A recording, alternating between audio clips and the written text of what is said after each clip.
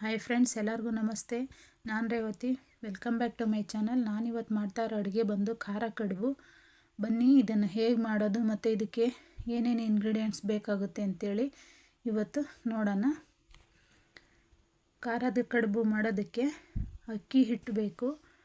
ಅದನ್ನು ಬೇಯಿಸ್ಕೊಂಡು ಮುದ್ದೆ ಮಾಡ್ಕೊಳೋದಕ್ಕೆ ಮತ್ತು ಹೂರಣಕ್ಕೆ ಏನೇನು ಸಾಮಗ್ರಿ ಬೇಕು ಅಂತ ಹೇಳ್ಬಿಟ್ಟು ತೋರಿಸ್ತೀನಿ. ಮೊದಲಿಗೆ ನಾನು ಸ್ಟವ್ ಮೇಲೆ ನೀರು ಇಟ್ಕೊಂಡಿದ್ದೀನಿ. ಆ ನೀರು ಕುದೀತಾ ಇರಬೇಕಾದ್ರೆ ಉಪ್ಪು ಹಾಕಿದ್ದೀನಿ. 2 ಲೋಟ ನೀರಿಗೆ 1 ಲೋಟ ಅಕ್ಕಿ ಹಿಟ್ಟು ಹಿಡಿಸುತ್ತೆ. ನೀವು ನೋಡ್ಕೊಂಡು ಅದೇ ಅಳತೆನಲ್ಲಿ ಮಾಡ್ಕೋಬೋದು. ನೋಡಿ, ನೀರು ಕುದೀತಾ ಇರಬೇಕಾದ್ರೆ ನಾನು ಅದಕ್ಕೆ ಉಪ್ಪು ಹಾಕಿದ್ದೆ ಮತ್ತು ಈಗ ಅಕ್ಕಿ ಹಿಟ್ಟು ಹಾಕಿದ್ದೀನಿ. ನೀವು ತುಪ್ಪ ಅಥವಾ ಎಣ್ಣೆ ಏನು ಬೇಕಾದರೂ ಸೇರಿಸ್ಬೋದು. 1 ಸ್ಪೂನಷ್ಟು ತುಪ್ಪ ಹಾಕ್ಕೊಂಡಿದ್ದೀನಿ ನಾನಿಲ್ಲಿ. ಇದನ್ನು ಹಾಕಿ ನಿಧಾನಕ್ಕೆ ತಿರುಗಿಸ್ಬೇಕು ಹಿಟ್ಟು ರೆಡಿ ಮಾಡ್ಕೊಳೋದಕ್ಕೆ. ಅದು ಗಂಟೇನು ಬರೋದಿಲ್ಲ ಅಕ್ಕಿ ಹಿಟ್ಟಲ್ಲಿ. ನಾವು ಸುಮ್ಮನೆ ಸ್ಮೂತಾಗಿ ತಿರುಗಿಸಿದ್ರೆ ಸಾಕಾಗುತ್ತೆ. ನೋಡಿ, ಇವಾಗ ಅದನ್ನು ನಾನು ಹೊಂದಿಸಿದಾಯಿತು.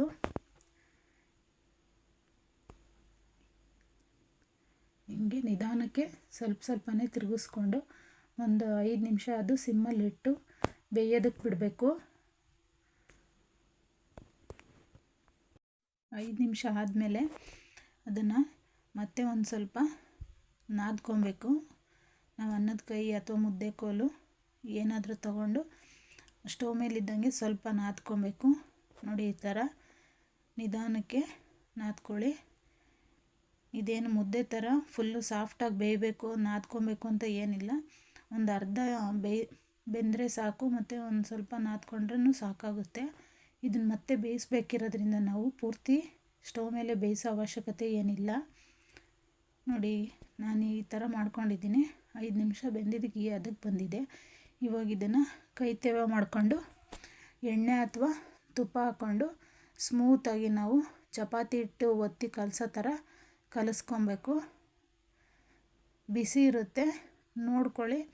ನೀವು ಒಂದು ಎಣ್ಣೆ ಕವರ್ ಆದರೂ ತಗೊಂಡು ಉಂಡೆಗಳು ಮಾಡ್ಕೊಬೋದು. ಇದಕ್ಕೆ ಹೂರಣಕ್ಕೆ ಏನೇನು ಬೇಕು ಅಂದರೆ, ನಾನು 2 ಲೋಟ ಕಡಲೆಬೇಳೆ ನೆನೆಸಿಟ್ಟಿದ್ದೆ, 1 ಬೌಲ್ ಕಾಯಿ ತುರಿ, 5 ಹಸಿಮೆಣ್ಸಿನ್ಕಾಯಿ ತಗೊಂಡಿದ್ದೀನಿ, ಸ್ವಲ್ಪ ಶುಂಠಿ, 1 ಸ್ಪೂನಷ್ಟು ಕೊತ್ತಂಬರಿ ಸೊಪ್ಪು, 1 ಸ್ಪೂನಷ್ಟು ಸಬ್ಬಾಗಿ ಸೊಪ್ಪು, ರುಚಿಗೆ ಉಪ್ಪು. ನೋಡಿ, ಹಸಿಮೆಣ್ಸಿನ್ಕಾಯಿ ಮತ್ತು ಶುಂಠಿನ ಮೊದಲಿಗೆ ಜಾರ್ಗೆ ಹಾಕ್ಕೊಂಡು ಪುಡಿ ಮಾಡ್ಕೊಂಡಿದ್ದೀನಿ. ಈಗ ಅದಕ್ಕೆ ಕಡಲೆಬೇಳೆನ ಹಾಕ್ಕೊಂಡು ನಾನು ರುಬ್ಕೊಬೇಕು. ಅಂದರೆ ನುಣ್ಣಗೆ ರುಬ್ಕೊಬಾರ್ದು, ಸ್ವಲ್ಪ ತರಿಯಾಗಿರಬೇಕು. ಉಪ್ಪು ಕೂಡ ಇದಕ್ಕೆ ಆ್ಯಡ್ ಮಾಡ್ಕೊತೀನಿ. ನಾನು ಕಲ್ಲುಪ್ಪು ಹಾಕ್ತಾಯಿದ್ದೀನಿ. ನೋಡಿ, ಈ ಥರ ಆದರೆ ಸಾಕು. ರವೆ ಅದಕ್ಕೆ ಮಾಡ್ಕೊಳ್ಳಿ, ಚೆನ್ನಾಗಿ ಬೇಯುತ್ತೆ ಮತ್ತು ಚೆನ್ನಾಗಿ ಹೊಂದ್ಕೊಳ್ಳುತ್ತೆ. ನೋಡಿ, ಈಗ ನಾನು ಒಂದು ಒಬ್ಬೆ ರುಬ್ಕೊಂಡಿದ್ದಾಯಿತು. ಈಗ ಅದಕ್ಕೇನೆ ಅದೇ ಜಾರಿಗೆ ಇನ್ನೊಂದು ಒಬ್ಬೆ ಕಾಳು ಹಾಕ್ತಾಯಿದ್ದೀನಿ.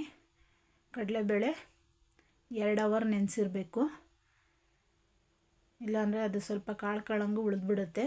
ನೋಡಿ, ಈಗ ಈ ಥರ ರುಬ್ಕೊಂಡಿದ್ದೀನಿ. ಈಗ ನಾನು ಅದಕ್ಕೆ ಹಚ್ಚಿಟ್ಕೊಂಡಿರೋಂಥ ಸಬ್ಬಾಗಿ ಸೊಪ್ಪು, ಕೊತ್ತಂಬರಿ ಸೊಪ್ಪು ಮತ್ತು ತೆಂಗಿನಕಾಯಿ ತುರಿ ಹಾಕ್ಕೊತಾ ಇದ್ದೀನಿ. ಈರುಳ್ಳಿ ಸಹ ಆ್ಯಡ್ ಮಾಡ್ಕೊಬೋದು. ನನಗಿಲ್ಲಿ ಕಡಿಮೆ ಕ್ವಾಂಟಿಟಿ ಬೇಕಿರೋದ್ರಿಂದ ನಾನು ಈರುಳ್ಳಿ ಆ್ಯಡ್ ಮಾಡ್ತಾಯಿಲ್ಲ. ಆ ಈರುಳ್ಳಿ ಆ್ಯಡ್ ಮಾಡಿದ್ರೇ ಬೇರೆ ಟೇಸ್ಟು, ಈರುಳ್ಳಿ ಹಾಕ್ತಾಯಿದ್ರೆ ಬೇರೆ ಟೇಸ್ಟ್ ಬರುತ್ತೆ. ನೋಡಿ, ಈಗ ಹೂರಣ ರೆಡಿ ಆಯಿತು. ಎಲ್ಲನೂ ನೀಟಾಗಿ ಮಿಕ್ಸ್ ಮಾಡ್ಕೊಬೇಕು. ಈಗ ನಾನು ಮಣೆ ಮೇಲೆ ನಾನು ಪೂರಿ ಥರ ಒಸ್ಕೊಂಡಿದ್ದೀನಿ. ಅದಕ್ಕೆ ಹೂರಣ ತುಂಬಿಸಿ ಫೋಲ್ಡ್ ಮಾಡ್ಕೊಂಡಿದ್ದೀನಿ. ಅದು ವಿಡಿಯೋ ಕಟ್ಟಾಗಿಬಿಟ್ಟಿದೆ, ಸಾರಿ. ಎಣ್ಣೆ ಹಚ್ಚಿರೋಂಥ ತಟ್ಟೆಗೆ ನಾನು ರೆಡಿ ಮಾಡ್ಕೊಂಡಿರೋಂಥ ಕಡುಬುಗಳನ್ನು ಜೋಡಿಸ್ಕೊತಾ ಇದ್ದೀನಿ. ಇದು ಬಾಳೆ ಎಲೆ ಬೇಕಾದರೂ ಹಾಕ್ಬಿಟ್ಟು ನೀವು ಇಡ್ಬೋದು. ತಟ್ಟೆ ಒಳಗಡೆ ಬಾಳೆ ಎಲೆ ಇಡ್ಬೋದು. ನೋಡಿ, ಎಲ್ಲ ಕಡುಬುಗಳನ್ನು ನಾನು ಜೋಡಿಸ್ಕೊತಾ ಇದ್ದೀನಿ. ಇದನ್ನು ಬೇಯಕ್ಕೆ ಇಡಬೇಕು.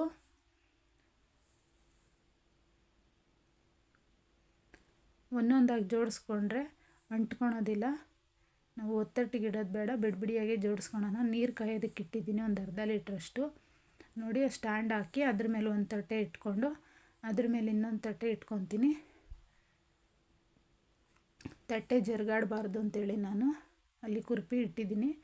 ಈಗ ಮುಚ್ಚಿ 15 ನಿಮಿಷ ಬೇಯಿಸ್ಕೊಬೇಕು.